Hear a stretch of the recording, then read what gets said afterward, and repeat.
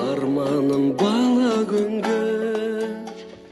Құрметті Төлеби аудан әйелдер қауымы және аналарымыз, қарындастарымыз, әпкелеріміз, сіздердің келе жатқан әйелдер күнін халықаралық әйелдер күні мерекесімен құттықтаймыз. Өмір жастарыңыз ұзақ болсын, елдеріңіз сау болсын. Жолда автокөлік басқарған кезде жол ережелеріне ұласауыңызды ұсынамыз.